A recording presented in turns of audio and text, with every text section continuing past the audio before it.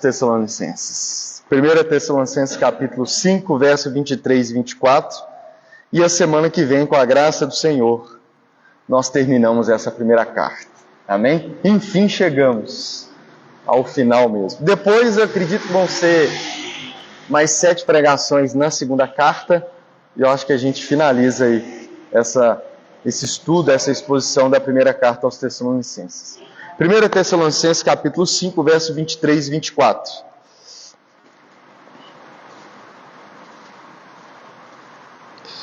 Diz assim a palavra do Senhor: o mesmo Deus da paz os santifique em tudo, e que o espírito, a alma e o corpo de vocês sejam conservados íntegros e irrepreensíveis na vinda de nosso Senhor Jesus Cristo. Fiel é aquele que os chama, o qual também o fará. Vamos orar mais uma vez. Senhor Deus, eis a Tua palavra, continue falando aos nossos corações, e agora através do texto, através das Escrituras, Senhor, através desses 2 versos aqui. Fale aos nossos corações e que a Tua palavra venha nos corrigir, nos exortar, nos ensinar, nos instruir, nos tornar apto para toda boa obra, Pai. Que a Tua palavra penetre no mais íntimo do nosso ser, onde acontece a verdadeira mudança. Que possamos sair daqui nesta manhã dispostos a sermos praticantes, não apenas ouvintes da Tua palavra, e que tudo seja para a glória do Senhor. O mesmo Deus da paz os santifique em tudo, e que vocês sejam conservados íntegros e irrepreensíveis na vinda do nosso Senhor Jesus Cristo. Fiel é aquele que os chama, o qual também o fará. No capítulo 3, a gente vem pregando toda essa carta. No capítulo 3, versos 11 e 13, se você voltar uma página da sua Bíblia, você vai ver que até o capítulo 3, Paulo estava dando graças a Deus pela vida da igreja, enumerando, listando os motivos que Paulo tinha para agradecer a Deus pela vida da igreja. Ele leva 3 capítulos para fazer isso. Como eu disse nessa série, a igreja de Tessalônica é a igreja que Paulo mais elogia. Paulo gasta 3 capítulos só para elogiar, só para agradecer a Deus pela vida da igreja, pelo que Deus, ele diz isso, pelo que o próprio Deus estava fazendo na vida dessa igreja, a ponto dela se tornar exemplo, modelo para todas as igrejas da região. E ele termina o capítulo 3 com uma oração. E olha o que ele ora no capítulo 3, verso 11 a 13. Que o próprio Deus, o nosso Pai, e Jesus, o nosso Senhor, prepare o nosso caminho para podermos ir visitar vocês. E que o Senhor faça com que cresça e aumente o amor de uns para com os outros e para com todos, como também o nosso amor por vocês, a fim de que o coração de vocês seja fortalecido em santidade, sendo isento de culpa na presença de nosso Deus e Pai, na vinda de nosso Senhor Jesus, com todos os seus santos. Paulo termina a sessão ali de agradecimento pela vida da igreja, orando pela igreja. E uma das coisas que ele ora é para que Deus santificasse, conservasse, fortalecesse, firmasse a igreja em santidade, isenta de culpa para a volta do Senhor Jesus Cristo. Então, Paulo ora para que Deus santifique a igreja. No capítulo 4, ele fala mais um pouco sobre santidade e pureza sexual. Nós vimos isso no capítulo 4. Foi a 11ª pregação, dos versos 1 a verso 8, onde nós vimos que Paulo deixa claro no verso 3 do capítulo 4, você pode olhar também, que a vontade de Deus para a igreja é a santificação. Essa é uma declaração, irmãos, como eu disse naquela pregação, tão clara como a água. Paulo está dizendo, a vontade de Deus para os cristãos, a vontade de Deus para a igreja é a santificação. Deus deseja que o seu povo, Deus deseja que a sua igreja, Deus deseja que os cristãos sejam santos.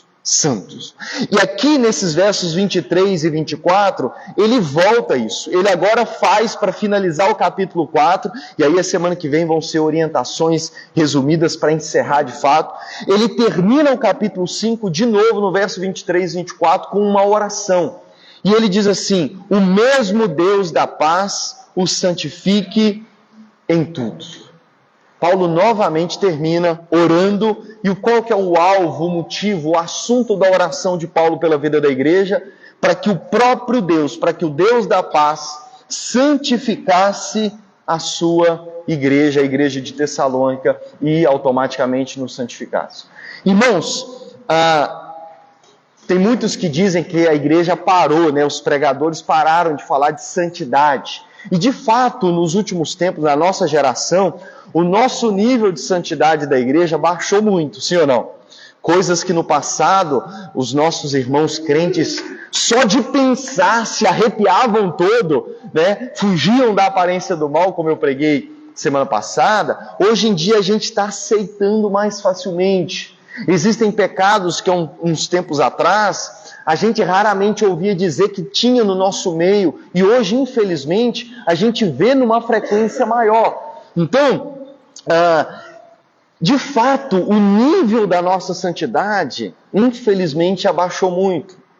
Consequentemente, obviamente, os pregadores pararam de falar sobre santidade. Hoje em dia a gente fala muito sobre vitória, sobre aquilo outro, sobre prosperidade, e paramos de fato de falar de santidade como a gente falava. Mas a Bíblia fala muito sobre santidade, do início ao fim dela.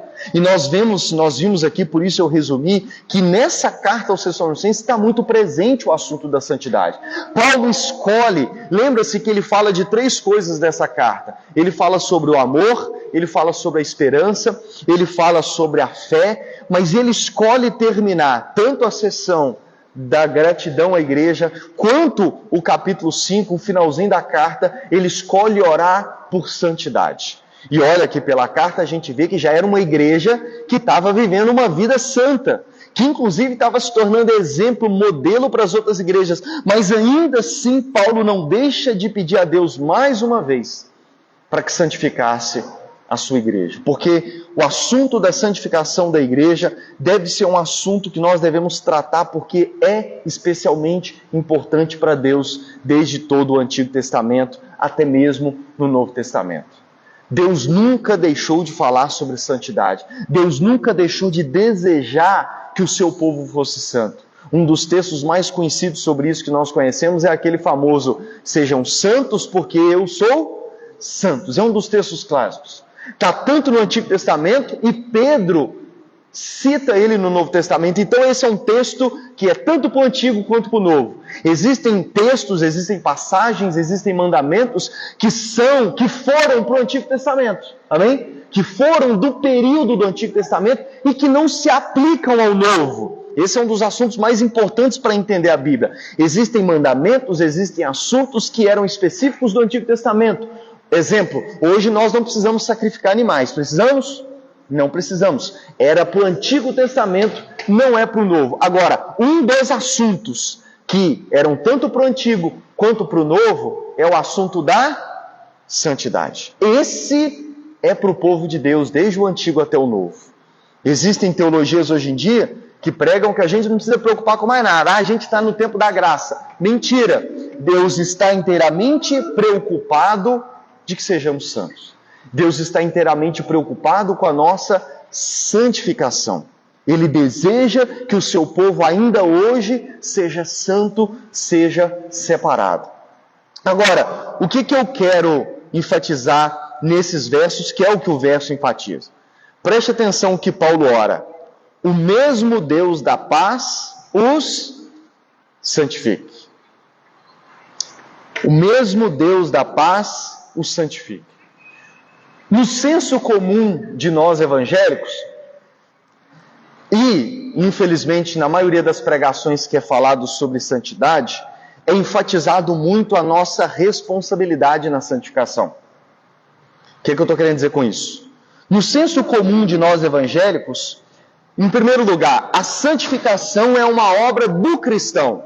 Então, quando a gente fala de santificação, normalmente as pregações tendem a virar para quem está ouvindo e dizer assim: você precisa ser santo, você precisa se santificar, você precisa se separar, você precisa deixar de fazer isso, isso e isso que é pecado, você precisa passar a fazer isso, isso e isso, que fazendo isso você vai se tornar santo. Então, é muito enfatizado e fica implícito que a obra de santificação é uma obra nossa. Amém? É uma obra nossa. Deixa eu abrir um parênteses aqui. Podem ficar tranquilos com a benção aqui. Pode ficar tranquilo, tá, minha irmã? Preste atenção em mim que vai ficar tudo certo. Só não pode derrubar aqui, né? Mas tá tudo certo. Se ele não derrubar aqui, pode ficar em paz, tá? Concentra em mim aqui que eu vou concentrar aqui. Fique em paz. Nós amamos a vida deles e esse é o amor nosso. Amém? Então, só para fechar parênteses aqui. Então, vamos lá. A gente sempre enfatiza que a santificação é uma obra nossa. Então, é quase que jogada assim, ó. É sua responsabilidade se santificar. E, às vezes, em contexto assim, normalmente, quando é falado de santidade, é muito naquele viés que a gente, no meio evangélico, chama de cajadada. Sim ou não? Quando o tema da pregação é santidade, às vezes a gente pensa, e lá vem cajadada. O pastor hoje vai... Por quê? Porque é muito enfatizado esse fato de que a santificação é uma obra nossa. A gente tem que fazer o que é exigido, o que é esperado. E Deus espera isso da gente e a gente precisa se santificar. Em segundo lugar, às vezes, a forma como nos é apresentado de que a gente precisa se santificar para depois chegar até Deus. E aí interpretam de forma às vezes errônea aquele texto que diz sem santidade ninguém verá a Deus, e leva muito para aquele lado de que você precisa se santificar primeiro, se purificar, se santificar, para depois ir até Deus, para que de certa forma você se torne digno de Deus. E aí imagina o peso que a gente assume, né? É por isso que gera em algumas pessoas aquele sentimento de que eu não vou para a igreja não, porque eu preciso consertar muita coisa na minha vida. Ou então, não vou participar da ceia não, pastor, porque esse mês eu pequei demais. E aí a gente cria esse entendimento de que a gente precisa se purificar, a gente precisa se santificar, a gente precisa ir tirando os carrapichos. Você já entrou no meio do mato e agarrou um pé de coisa, aquele trabalho que dá para você ir arrancando. A gente precisa ir arrancando para depois chegar até Deus já santo, porque se eu não chegar até Deus diante de Deus santo, Ele não vai me aceitar. Essa é uma das dificuldades que tem, por exemplo, dos que nós chamamos de desviados ou desigrejados, voltar para a igreja. Por quê? Porque a forma como às vezes a gente fala sobre santificação é uma forma que leva as pessoas a entender que se você não se santificar e depois vir até Deus, Deus não vai te aceitar. E aí, se alguém entre nós desvia, ou se torna um desigrejado, ou enfraquece na fé, ou cai em pecado, às vezes eles não voltam para a igreja. Por quê? Porque seja eles nesse sentimento de impureza, eu não posso voltar, porque eu estou todo errado, então eu preciso me consertar primeiro para depois voltar. Ou então nós que permanecemos, quando os irmãos voltam, a gente olha para eles torto. Porque às vezes sabe que ele está em pecado. E às vezes o nosso olhar você devia estar sendo santo, você devia estar se santificando, sem vergonha. Infelizmente no nosso meio, muitos até viram para essas pessoas e falam, você é um sem vergonha, você não devia estar fazendo isso. E aí, irmãos, não é de se espantar que o número de desigrejados só aumenta. É óbvio que não é apenas esse fator. Mas esse é um dos motivos, uma das razões. Por quê? Por causa desse entendimento que às vezes a gente tem precipitado ao tratar de santidade. Porque a gente trata, em primeiro lugar, como uma obra que é nossa, inteiramente nossa, é você que tem que fazer, e em segundo lugar, se você não fizer e vier para Deus, Deus não vai te aceitar. Mas observe, o que esses versos nos apontam para o assunto da santificação. Em primeiro lugar, Paulo não está fazendo aqui. É claro que no capítulo 4 ele fez isso, amém? No capítulo 4 ele vira para a igreja, e eu suspeito que seja uma das pregações mais pesadas dessa série, que foi a pregação 11, que eu falei sobre santidade e pureza sexual. Você viu que o tom dele no capítulo 4, verso 1 a 8, é bem firme em dizendo, Deus espera que vocês sejam santos, e espera que vocês sejam completamente santos no seu corpo e tudo mais. Isso tem a ver com a pureza sexual. A gente viu lá. Inclusive ele diz assim que Deus julgará os imorais. Então tem esse lado da responsabilidade. O que eu quero enfatizar hoje? O que eu quero enfatizar hoje é que assim como no final do capítulo 3 e no fim do capítulo 5, antes do capítulo 4 e depois do capítulo 4, Paulo escreve da seguinte forma, ele escreve uma oração. Ele não decide, ele não escolhe, de certa forma, agora se virar para a igreja e enfatizar o aspecto da responsabilidade do cristão, que nós temos, amém? Amém? Nós temos. Mas ele escolhe agora enfatizar o outro lado, que é o lado em que, em primeiro lugar, ele está orando a Deus, pedindo a Deus que santifique a igreja. Só isso, irmão, já nos sinaliza muita coisa. Porque Paulo não olha apenas para o cristão e diz, você tem que se santificar. Paulo vira para Deus e pede a Deus para santificar o seu povo. Assim como ele tinha feito no final do capítulo 3. Então Paulo está orando a Deus. Paulo, de certa forma, deixa de falar com a igreja e se volta para Deus e diz, Deus, santifica o seu povo. Que o mesmo Deus de paz o santifique em tudo. E em segundo lugar, ele ora para Deus, em segundo lugar, ele afirma que é o próprio Deus que santifica. Porque ele não pediria a Deus para fazer algo que Deus não tivesse comprometido ou que Deus não dissesse que era uma obra dele fazer. Paulo está orando a Deus e Paulo está afirmando, porque ele vai fazer isso no verso 24, que a obra de santificação é uma obra em primeiro lugar do próprio Deus na nossa vida. A obra de santificação do povo de Deus, da igreja, dos cristãos, é uma obra em primeiro lugar do próprio Deus. E meus irmãos, isso é desde o Antigo Testamento. Levítico capítulo 22, verso 32. Quem já leu Levítico? Do Pentateuco, talvez do Antigo Testamento, o livro mais difícil de ler. Sim ou não? Quem conhece sabe. É o livro mais difícil. Por quê? Porque é o livro o livro é quase um manual. É o manual do sacrifício. Você vai sacrificar isso no dia tal e tal. Assim, é pesaroso ler porque é muito técnico, vamos dizer assim. É ensinando sobre as leis, sobre o sacrifício, como que você sacrifica, quem é pobre, qual animal que sacrifica, quem tem dinheiro, qual animal que se sacrifica, como que sacrifica, como que corta o pescoço do animal, como que joga o sangue, e se não acontecer de você sacrificar, como é que você faz? E é muito técnico, mas deixa eu te dizer, tudo aquilo ali tem a importância, porque é o livro da santidade.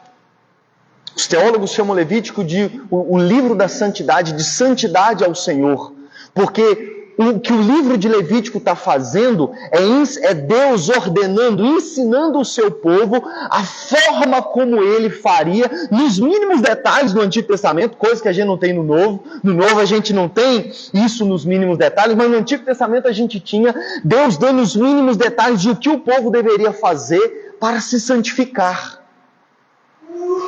Porém, a frase mais repetida em Levítico, no livro da santidade, é: eu sou o Senhor que o santifico. Levítico 22, verso 32, é uma das passagens que eu separei. Deus diz assim: não profanem o meu santo nome, mas serei santificado no meio dos filhos de Israel. Então a santidade, irmãos, tem a ver com a santidade do próprio Deus. Sejam santos, por quê? Porque eu sou santo. Não profanem o meu nome, mas serei santificado no meio de vocês. Então a santidade, irmãos, não é simplesmente sobre cumprir regras. Nós não podemos olhar a santidade como um mero cumprir regras que Deus dá. Nós devemos olhar a santidade da perspectiva de que, ao sermos santos, ao buscarmos a santidade, estamos santificando o nome do Deus a quem nós servimos. Qual que é o terceiro dos 10 mandamentos? Não tomarás o nome do teu Deus em vão. O que Jesus ensinou a gente a orar no Pai Nosso? Santificado seja o teu. A santidade do povo de Deus tem a ver com a santidade do próprio Deus. Profanar, o povo de Deus viver uma vida em pecado, uma vida de profanação, uma vida entregue ao pecado, é a gente profanar, é a gente sujar, é um termo que a Bíblia usa, o nome do próprio Deus. Em Ezequiel, Deus diz assim: as outras nações estão falando mal de mim por causa de vocês. Paulo repete isso em Romanos, capítulo 2, ao dizer que o nome de Deus é blasfemado por causa do povo que se diz de Deus. Então, irmãos, a santidade, falar de santidade do povo de Deus, é falar da santidade do próprio Deus, porque uma coisa está conectada à outra. Deus é invisível, vamos dizer assim, certo? A gente não vê Deus por aí, vê? Mas as pessoas, especialmente os descrentes, veem Deus através do quê? Do povo de Deus. Quando surgem os escândalos, o que o pessoal fala? Não é de Deus? Falou que é de Deus. Quando acontecem os escândalos, quando é pastor, quando é crente, o que eles logo taxam? Tem pessoas de outra religião que quando faz um erro, ninguém cita a religião dele. Cita? O cara que fez isso é espírita, o cara que fez aquilo é católico, o cara que fez aquilo ali é umbandista, ou então o cara que fez aquilo ali é ateu. Não. Mas quando um cristão, um evangélico faz algo, sempre vai ter na cara da matéria que era evangélico, que era pastor. Por quê, irmãos? Porque a santidade do nosso Deus, a santidade de nós, povo de Deus, tem a ver com a santidade do próprio povo de Deus. Então Deus diz assim: não profanem o meu santo nome, mas serei santificado no meio dos filhos de Israel. Aí olha o que ele diz: eu sou o Senhor que os santifico, que os tirei da terra do Egito para ser o Deus de vocês. Eu sou o Senhor. Então olha o que ele diz: não profanem o meu nome, porque eu vou ser santificado no meio do povo de Israel, que é o meu povo. Mas aí ele diz em seguida: mas sou eu quem santifico vocês. Então, ao mesmo tempo que Deus chama o seu povo para a responsabilidade, Deus diz assim: mas sou eu quem santifico vocês.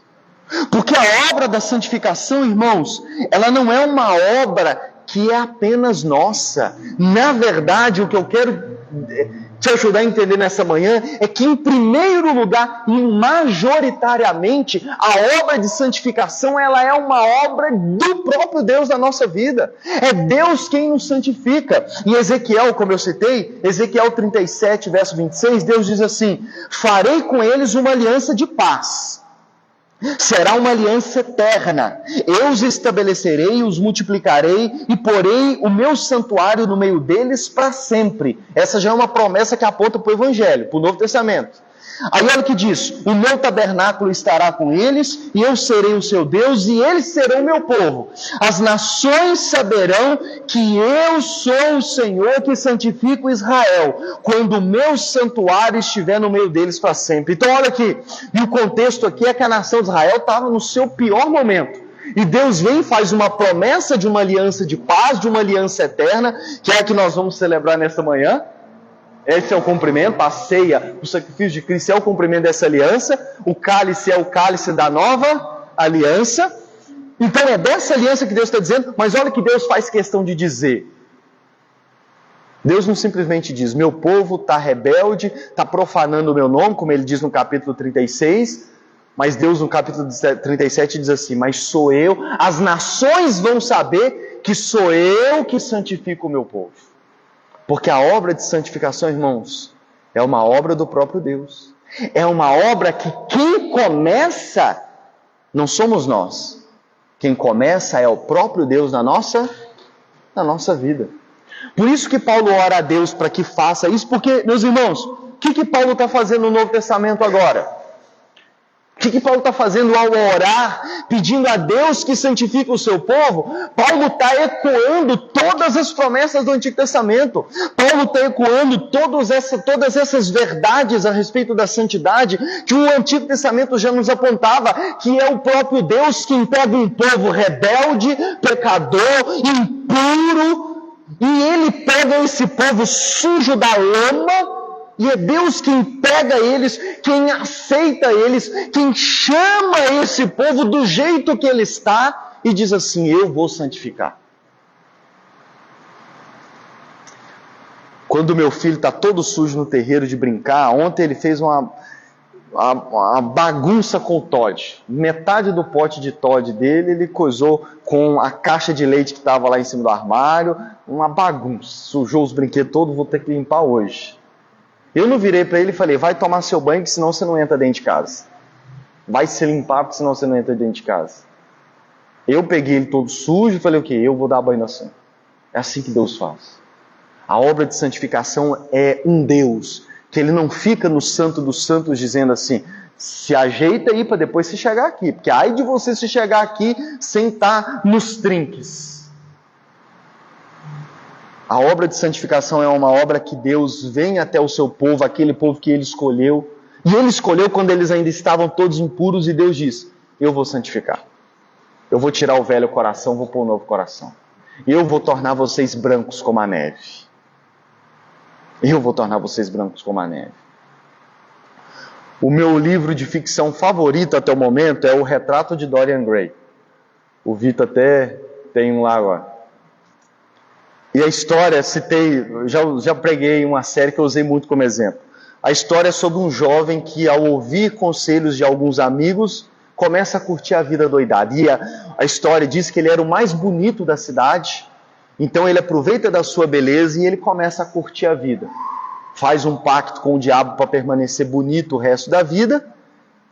E um amigo dele tinha pintado um quadro dele, ele era tão bonito que o cara falou, vou pintar um quadro seu. Ele pinta e fica muito parecido, e aí o Dorian, ele vira e fala assim, eu daria tudo para poder permanecer assim para sempre. Nessa hora acontece um pacto com Satanás, e ele permanece bonito como ele era o resto da vida, porém, o que o pacto fazia? Que à medida em que ele ia pecando, ele permanecia sem uma ruga. Mas o retrato dele, por isso o retrato de Dorian Gray, ia se tornando ruim, feio, mal a cada pecado. Resumindo a história, tem um ponto em que quando ele percebe isso, ele aproveita, ele fala, então beleza, eu posso continuar fazendo tudo. Só que ele não podia deixar o quadro exposto, então ele pega o quadro e guarda para ninguém ver.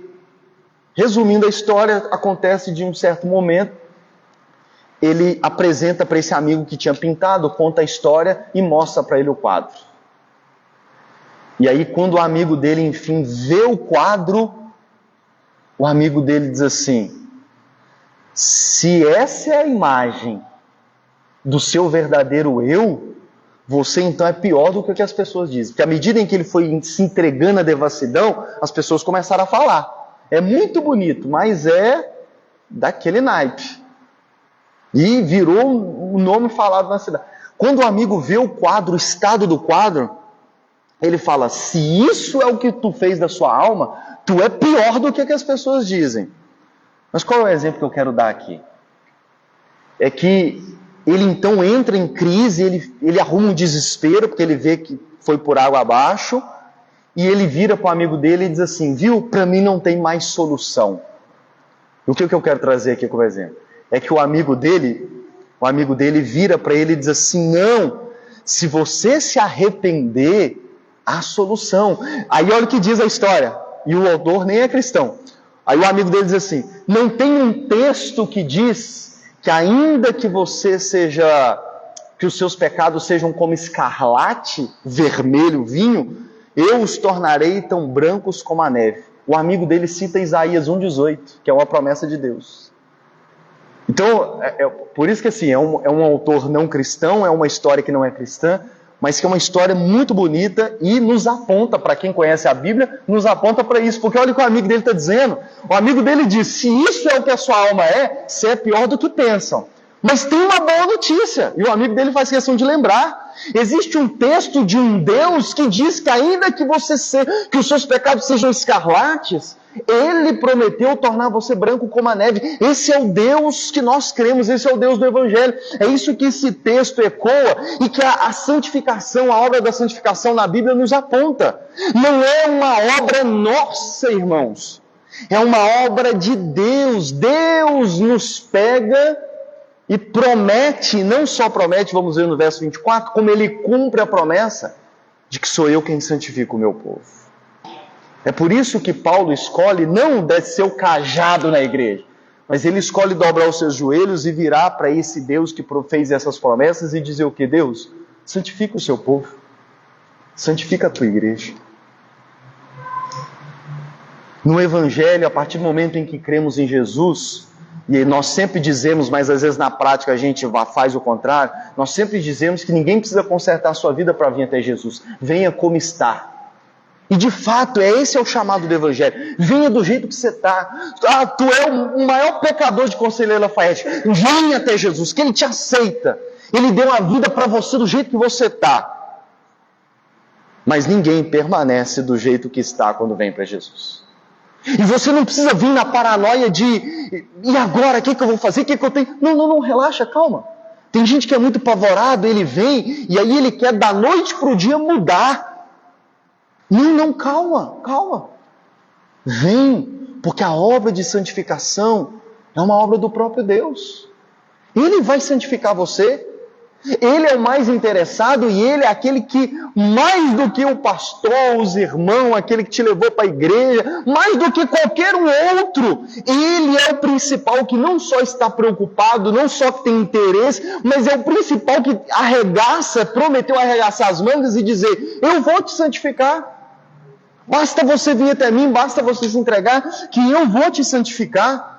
Então, quando Paulo ora, faz essa oração, ele está ecoando todas essas promessas de um Deus que diz, sou eu quem santifico o meu povo.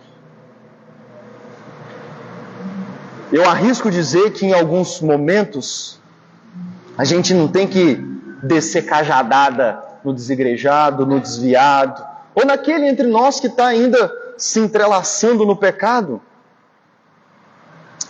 É claro que cabe exortação, a gente precisa exortar uns aos outros e tal, mas às vezes, irmãos, a gente tem que falar menos, descer menos o cajado e fazer o que mais pela pessoa?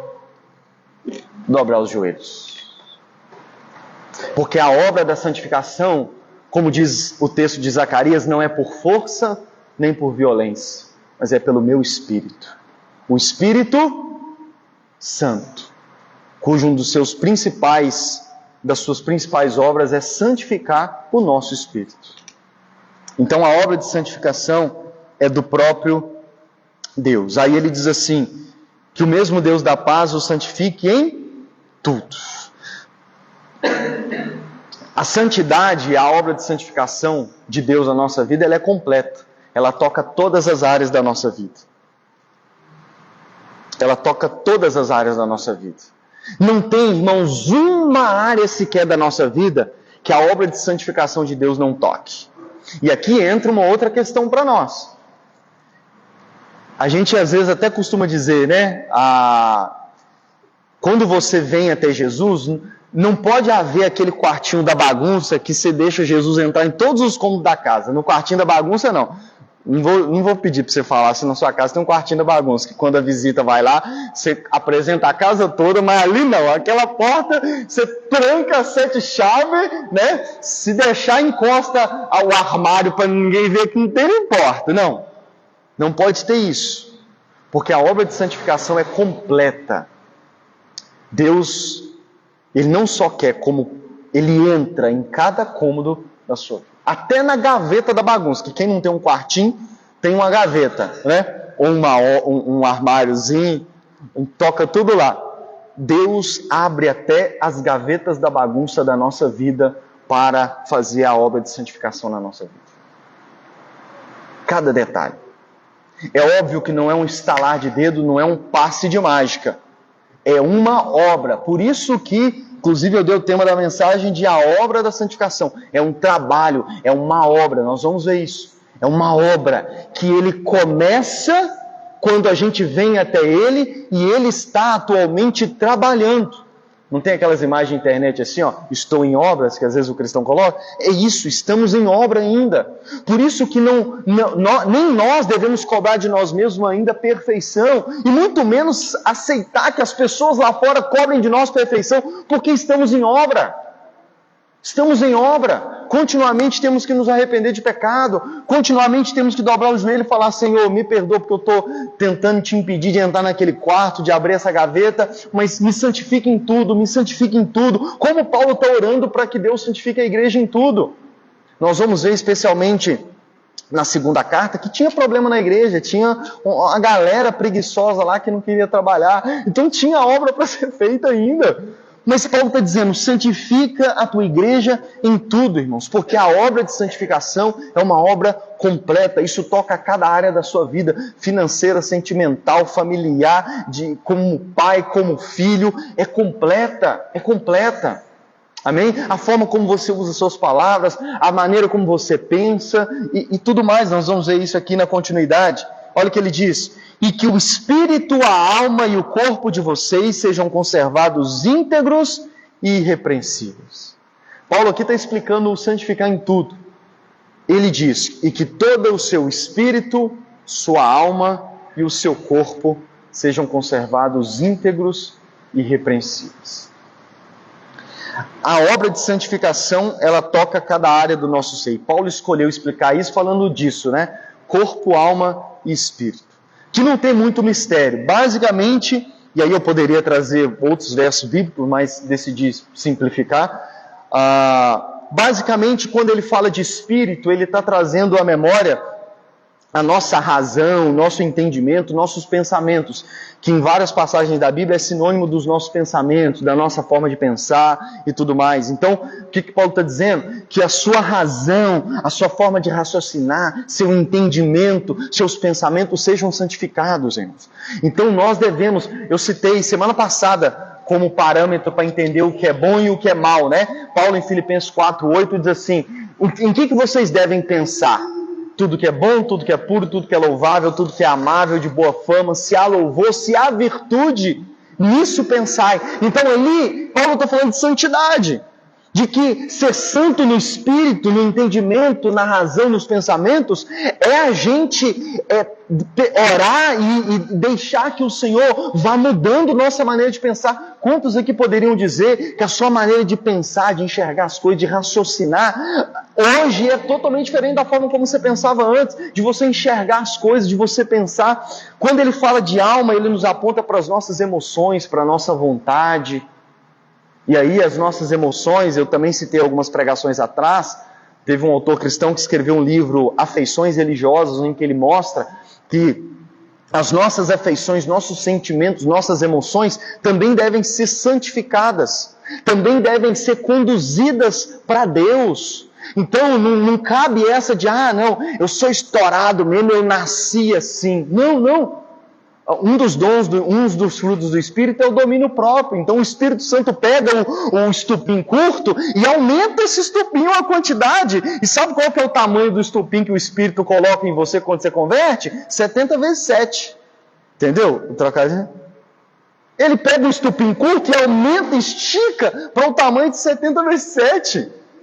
Estão entendendo? Então, ele muda também, e esse deve ser o desejo da nossa vida. E o corpo é, obviamente, a nossa maneira de ver o corpo. E aí, não vou entrar em detalhes, porque pega a pregação 11, tem no meu canal do YouTube, tem no Facebook, a pregação número 11, pureza e santidade sexual, que eu falei muito sobre a santidade do corpo. Paulo fala no capítulo 4 sobre a santidade do corpo. Então, Deus também está preocupado com o que a gente faz com o nosso corpo. E aqui, obviamente, eu não estou falando do jeito que você corta seu cabelo, não, tá, irmãos? Estou falando disso não. Tu pode cortar moicano, tu corta do jeito que você quiser, pinta de azul, corta metade da cabeça, deixa a outra sem. Tu pode ser criativo, né? Se você achar que ficou bonito, não estou falando disso, eu estou falando da forma como usa o corpo. Amém? Como você usa o seu corpo para a glória de Deus. Mas, para mais do que isso, ouça a pregação lá, pureza e santidade sexual, que eu falo bastante sobre a questão do corpo, que Paulo fala no capítulo 4. Então, irmãos, resumindo, a santidade que Deus espera e Ele opera em nós é uma santidade integral, é uma santidade completa que toca a cada área da nossa vida. Olha o que Ele diz, que sejam conservados íntegros e irrepreensíveis na vinda do nosso Senhor Jesus Cristo. Irmãos, Jesus, o nosso perfeito noivo, no dia do casamento, Ele quer encontrar uma noiva santa. Quem se casou na igreja, com véu e tudo aí e tal? Normalmente o marido fica lá na frente e espera o quê? A noiva entrar. E o que tanto o marido, tanto o noivo, quanto todo o público presente cria expectativa de ver quando tocar lá o clarim? Uma noiva entrar de que forma? impecável, vestido branco como a neve, uma maquiagem de um jeito que, em alguns casos, nunca mais se repete, né? Daquele jeito para a foto ficar bonita e guardado para a posteridade. Certo? Essa é a expectativa. Imagina você se acontece da noiva entrar, chegar com a roupa, não vou nem usar com a roupa normal dela, né? Com o uniforme do serviço. Aquele coquezinho, dependendo do serviço, a pessoa tem que usar para poder, né? Não ia ser, imagina a cena, não ia ser um choque? Não, mas o importante é que eu vim.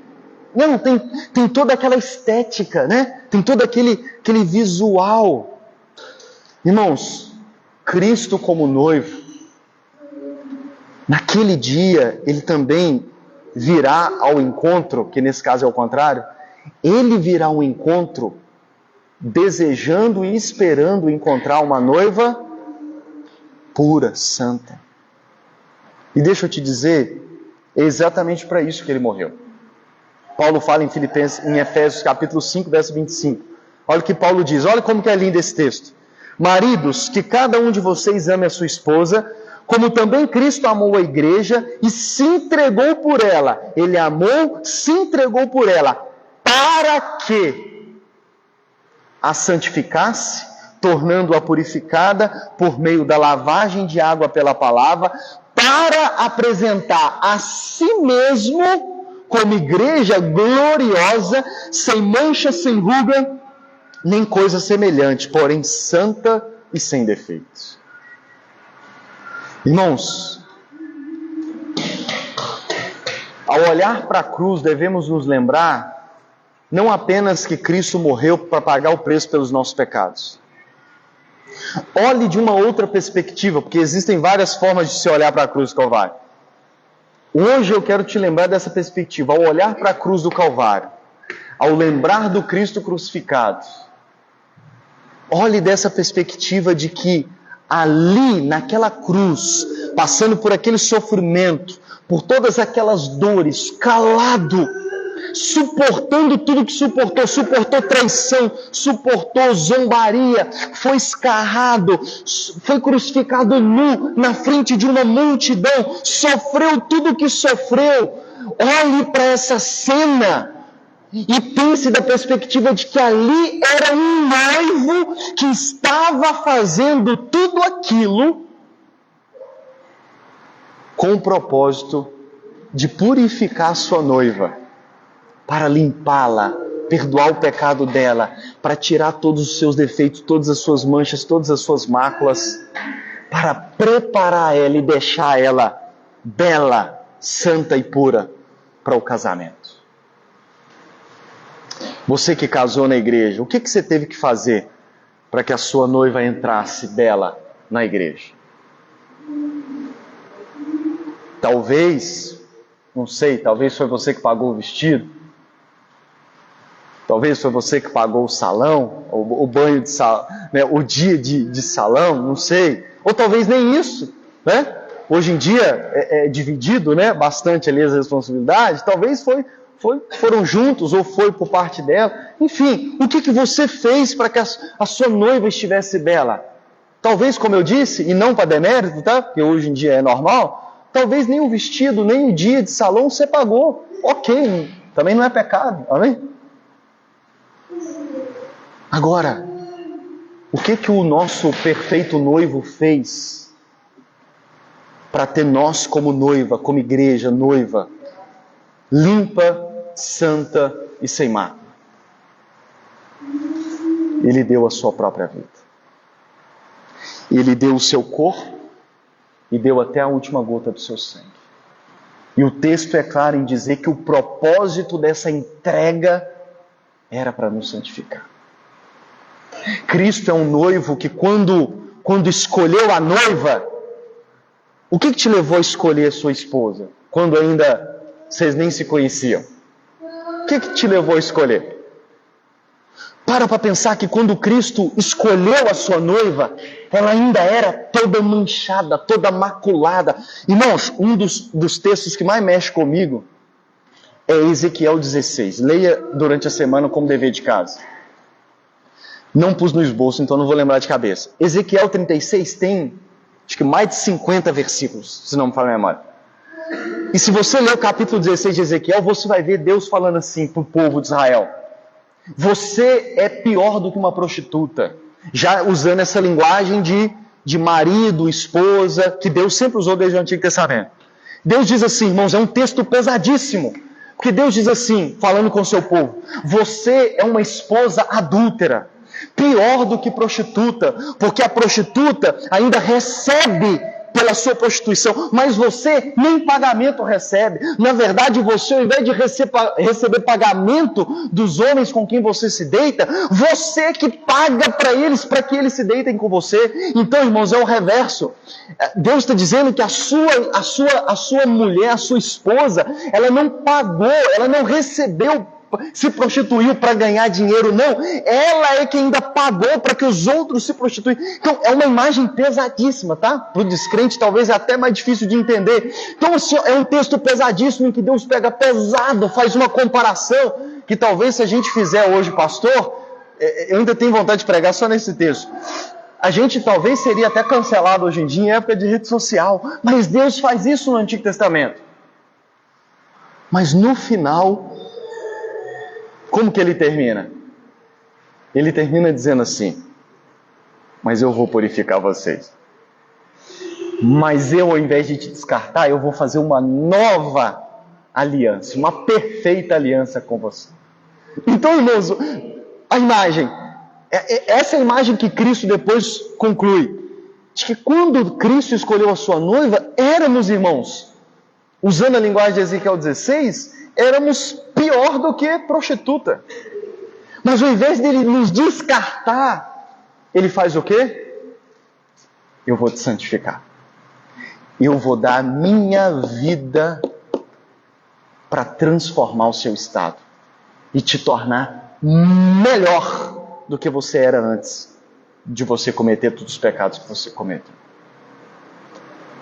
Irmãos, quando a gente olha a santidade dessa perspectiva,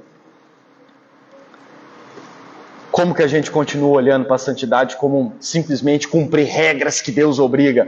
Igual a Gerdau, que tem as 10 regras de aço, né? Você não pode quebrar, que senão reza a lenda que seu CPF entra numa lista lá e tu não entra lá mais, tal, aquele negócio todo. Não. Santidade não é sobre isso. Santidade é sobre um noivo, sobre um Deus que pega um povo, que pega esse povo que ele chama também de noiva, e ele dá a sua própria vida para purificar elas. Por isso que Paulo diz no verso 24: fiel é aquele que os chama, o qual também fará. Paulo está dizendo, Deus vai fazer isso na vida de vocês. Por que eu estou orando para Deus santificar vocês? Porque eu sei que essa é a vontade, em primeiro lugar, dele. É a minha como pastor da igreja, mas é em primeiro lugar dele.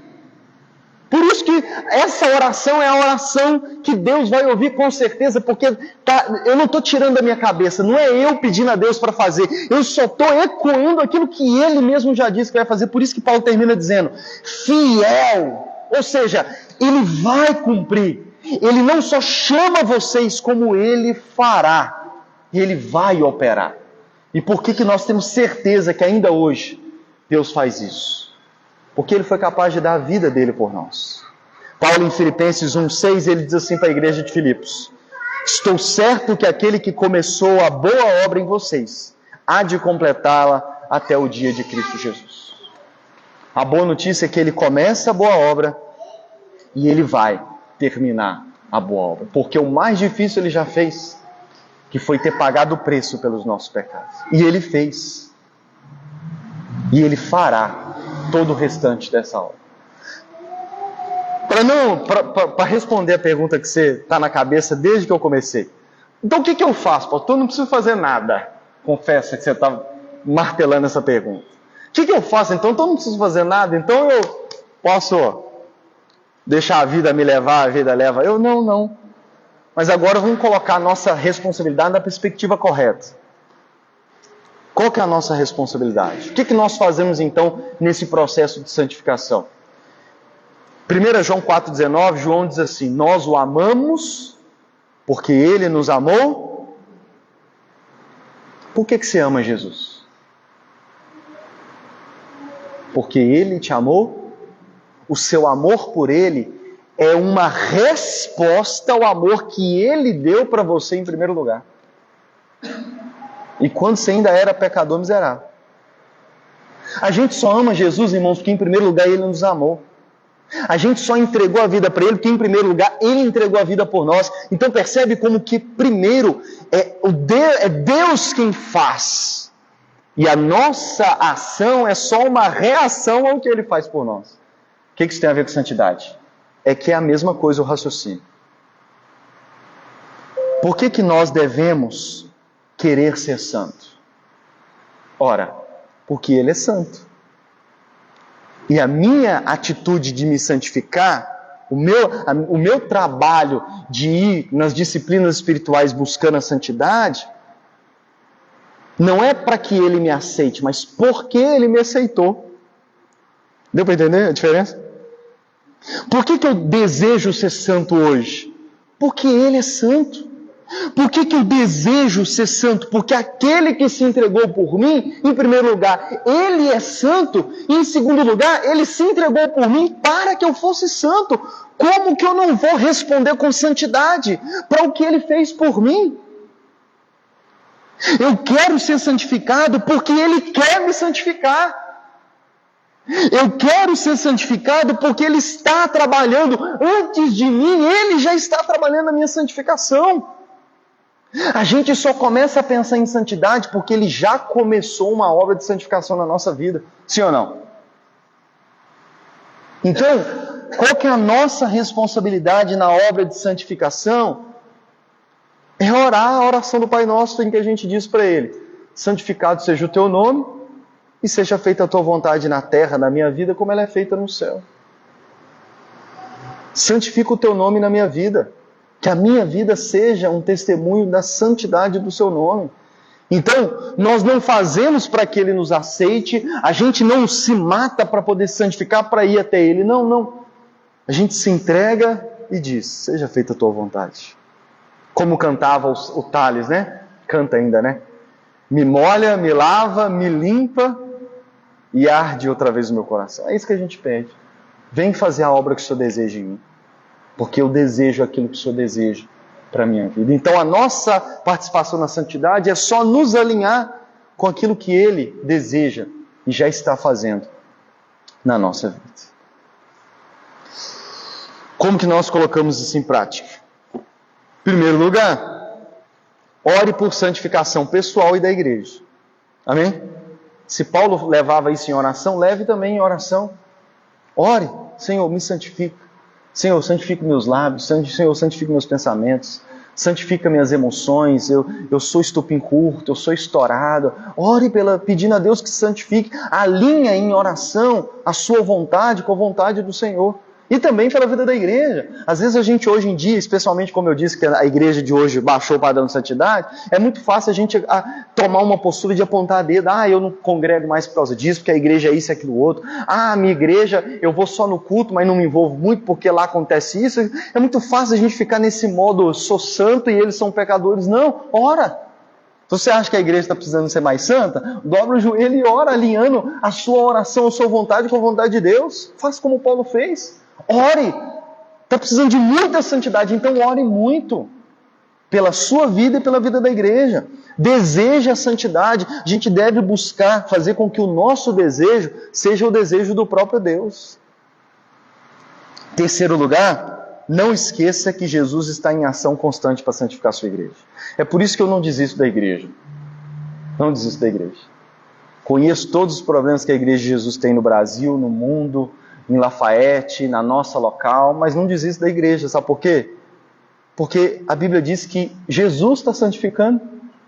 Antes de eu pensar o que era santidade, Jesus já estava atuando. Quando eu não estou pensando, estou envolto nos meus problemas, nem estou lembrando dos problemas da igreja, Jesus não dorme, Ele permanece cuidando da sua igreja. Então por que eu vou desistir? Se Ele, que é o noivo, não desistiu da sua noiva. Eu estou querendo ser melhor do que Jesus, não estou não? Amém? Então assim, não se esqueça, lembre-se sempre de que mais do que talvez você, Jesus não só deseja, não só quer, como Ele está trabalhando. Às vezes a gente quer que a igreja seja santa, mas não está fazendo nada pela santidade dela. Jesus não.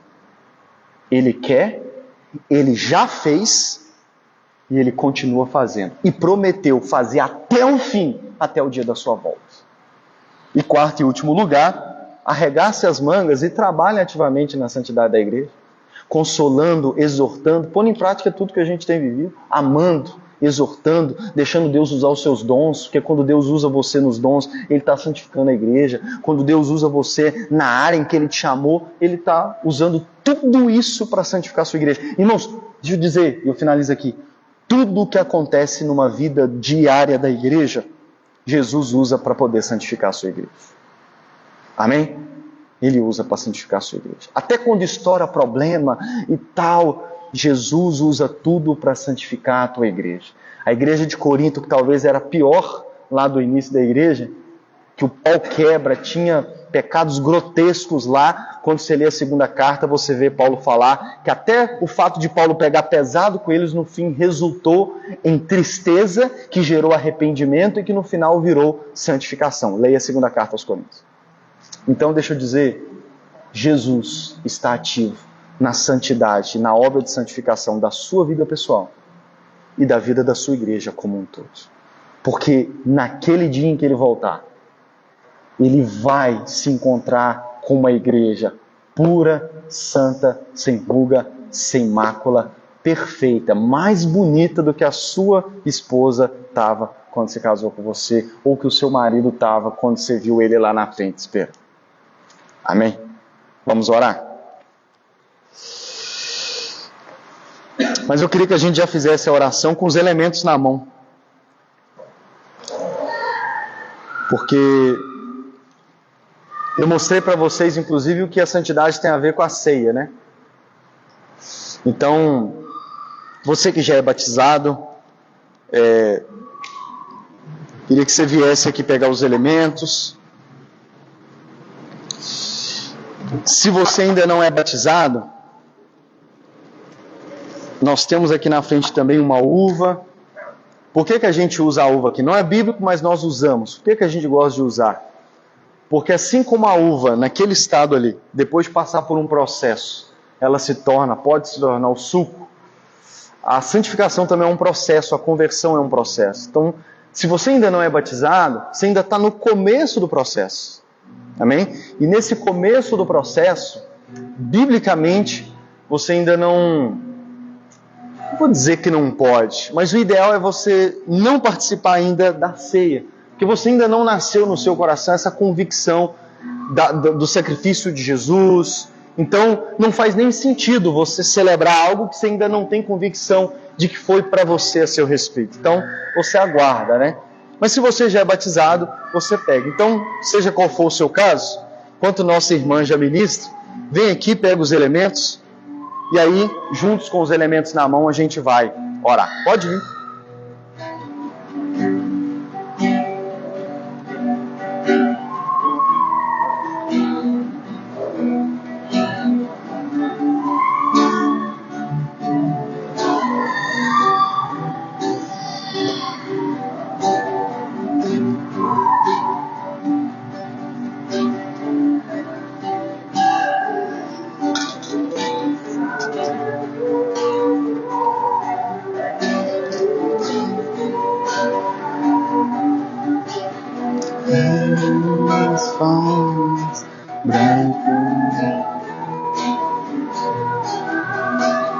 Nada além do sangue, nada além do sangue de Deus.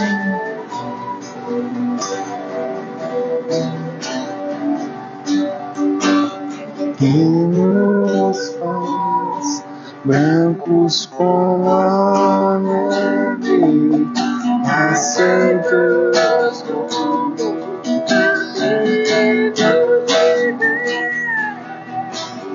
Nada além do sangue.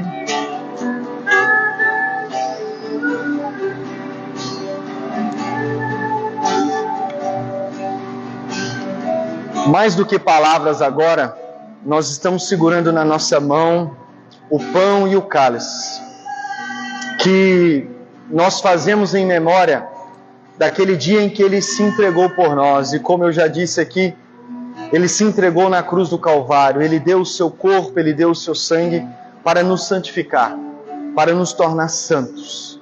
Esse sacrifício nos lembra o estado em que Ele nos encontrou e que estávamos antes dEle vir se entregar por nós. Estávamos mortos em nossos delitos e pecados.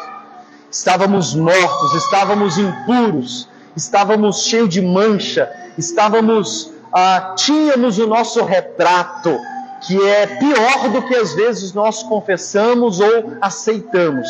Esse era o nosso estado. E esse cálice, esse corpo nos lembram, esse pão nos lembra agora, que quando estávamos nessa situação, Ele veio aqui nessa terra e se entregou por nós. Entregou o seu corpo, entregou o seu sangue por nós. Portanto, mais do que palavras agora, estamos segurando nas nossas mãos e vamos agora, de certa forma, provar, experimentar da entrega dele por nós. Que você, ao comer desse pão e ao puxar a memória, Cristo sendo açoitado, o seu corpo sendo esbofeteado, que enquanto esse pão se dissolve na sua boca, você possa trazer à memória que Ele se entregou completamente para ser, como diz Isaías, moído por você, para te santificar, para te purificar. Portanto, você não precisa ser santo, estar perfeito para vir até Ele, porque Ele se entregou pelos seus pecados.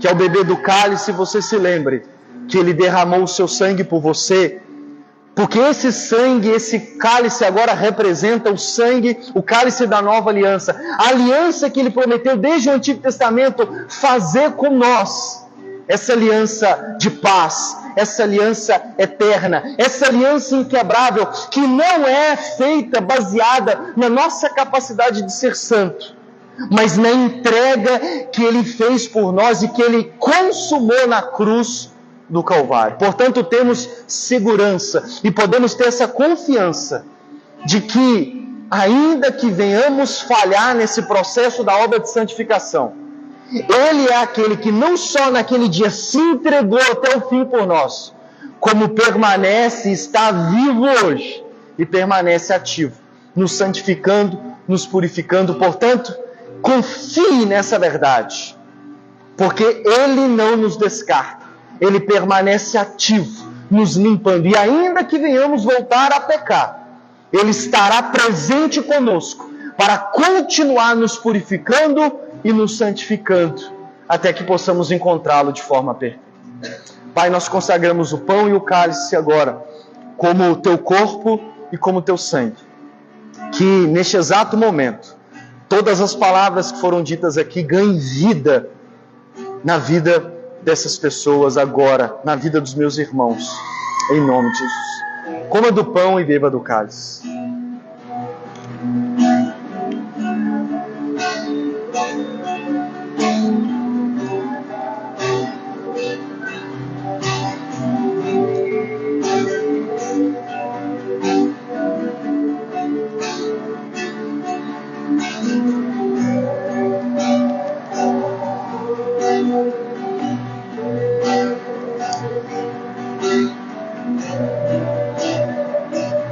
Fale com Ele agora.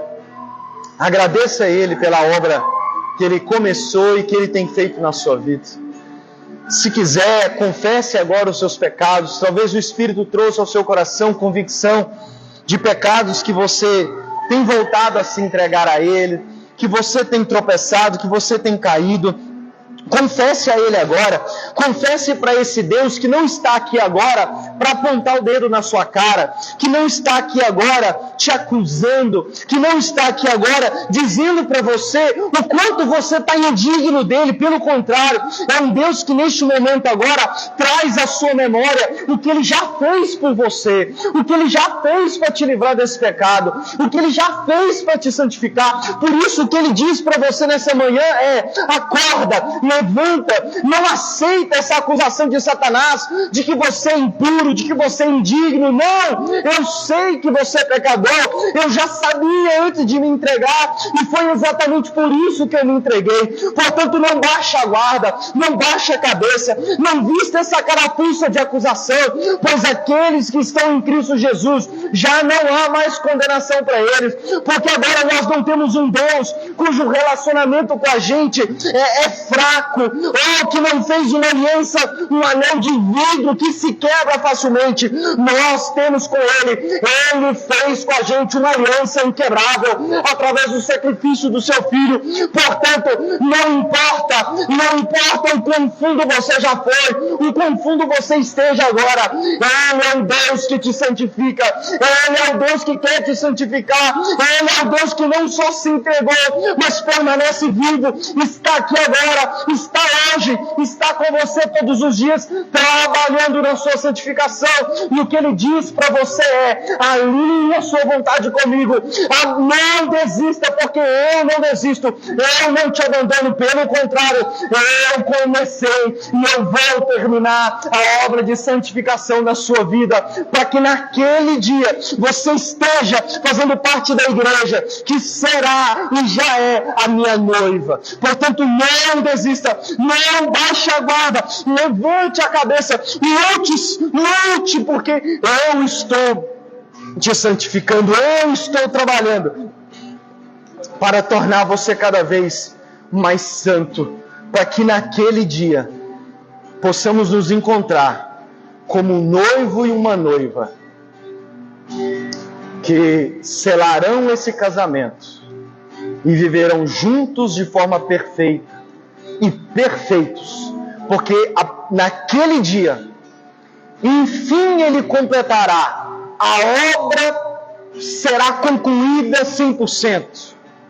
E entraremos por toda a eternidade. Lá seremos perfeitos. Aqui ainda não. Mas Ele já prometeu, e Ele fará porque é fiel, que naquele dia do casamento Ele completará a obra. E entraremos por toda a eternidade. E seremos juntamente dEle perfeitos.